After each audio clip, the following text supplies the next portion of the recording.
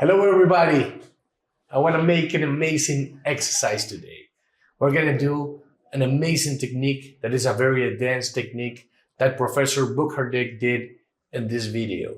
This is going to be a posterior primer capsulorhexis. And in this case, we're going to do it almost the same as he did to make a point. And the point here is this, is even when you are an expert, you are not doing this kind of technique very often. So you need to train yourself in a simulated environment, in a controlled environment, in where you can, practice. So you can master this even when you do it in low frequency. Okay, so this is exactly what we're going to do. We're going to do, again, a posterior capsulorhexis. I'm going to go step by step here. We're going to put a cystotome with viscoelastics. So it's very important in this kind of case to put cohesive viscoelastic in the bag and fill the bag with a lot of viscoelastics. We're going to create the first flap right here.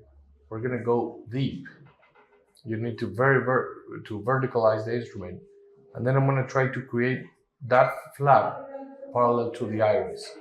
When you do the posterior capsulorhexis, you also need to fill with viscoelastics that chamber, because you don't want to hit the anterior haloid, and also you don't want vitreous to come to you.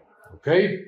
So now I want you to pay attention exactly to how I'm going to behave with those vectors. A posterior capsulorhexis is very elastic. I'm going to go deep. I'm going to pull to the center of the eye. Okay, and as you can see, it can enlarge. So look at the vectors I'm doing. I'm doing a lot of reaping technique, reaping, trying to control the vector. Okay, I can fold it, but also I'm doing a lot of reaping.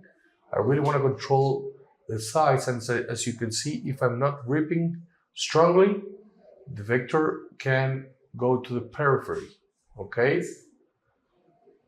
so now I keep doing mix between shearing and reaping, being very careful. Look, when you think that the vector is gonna run to the periphery, you pull to the center of the eye, and I created almost a perfect posterior capsulorhexis.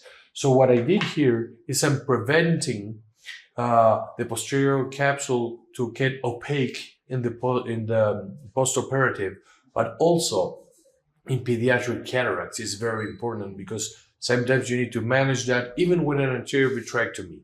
Again, not a very easy technique, but something you can train a lot of cases in a simulated environment. So when you get to do that in the operating room like Professor Buchardek, you are a master of it. Thank you.